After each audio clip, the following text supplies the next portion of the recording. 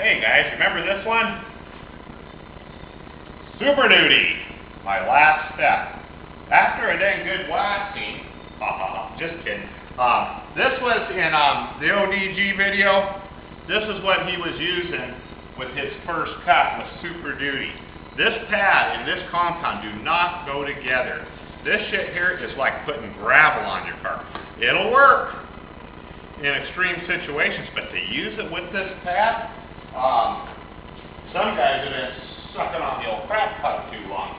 Anyway, this pad is a real common pad. It's a 3M pad.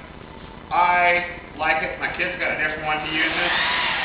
Instead of it all burn out on my fingers a little bit, make sure there ain't no big chunks of gravel or rocks in there. As you can see, our second cut left this car looking, almost respectable, you know. Got all the dang big chunks out of it. When you use this stuff, I would like to give it a shake. This is the 3M foam polishing pad glaze dark. And it really does work nice. We'll have this dang thing, when you get done, it'll feel like a damp, soft diaper. But you don't want to go crazy with this stuff, or you will play hell smearing it all over everything. But in fact, I'm going to get my pad tuned up right now with those 3 spots. This is why I like those little bottles, because it's a pain in the butt. And be careful when you're throwing things down. If you've got a bunch of black bottles of compound and they're all different grits, pretty easy to grab one and get yourself in trouble. I like to really make sure I got my pad just so on it. I don't have a centering deal, so I just see what we get. It's a little off. Don't try this at home.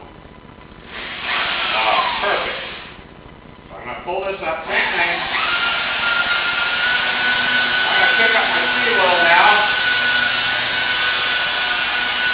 Oh, look at that. I can see myself in the block.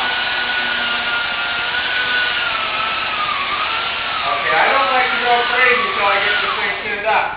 I can feel it. It's damp, but I think it can use a little more juice out on the edges. So I'm going to go ahead and pull up into that center one there. Same thing. Notice the lack of splatter. And here we go. They're like little machine blades to hide all the spots in it. That's why everybody loves 3M products, right? Actually, I do like this blade quite a bit.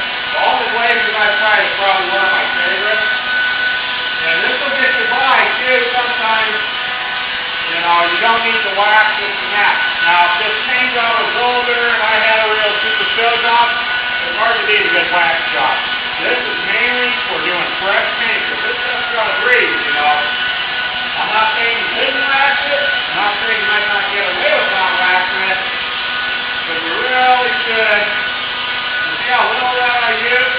Now, this pad here, you're going to really play hell burning the paint job with it. But some guys can break a crowbar in a sandbox too. Same thing here. Pull that. Up, around, get on the edges. Sucks to get them outside and find squirrels in them. And that is the final judge of any job. Is if you get it out there, if you've done the wrong step, you've got to remember you got different grip pads and different grips of compound.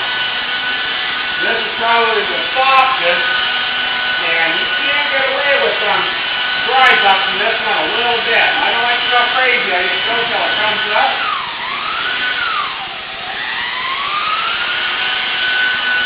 And I will sometimes back her down, run her slow.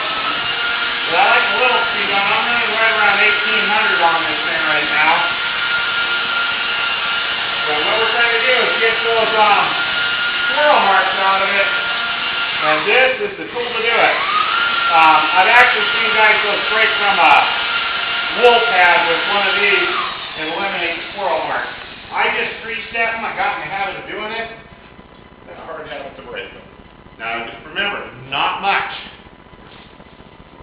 That's almost pushing it. What I always like to figure is about a dime-size drop on everything. And you can get away with putting that much on, but you got to really work this pad. Let's see if I can make it smear up somewhere and show you what the guy runs into. Yeah, I'm going into it slow. Pulling my edges. Working her up to the center. Remember what I told you about these 3M pads, though? There's dynamite on that edge. And there goes the phone again. Well, Mark, let's boot out of here. And we'll pick back up on this later.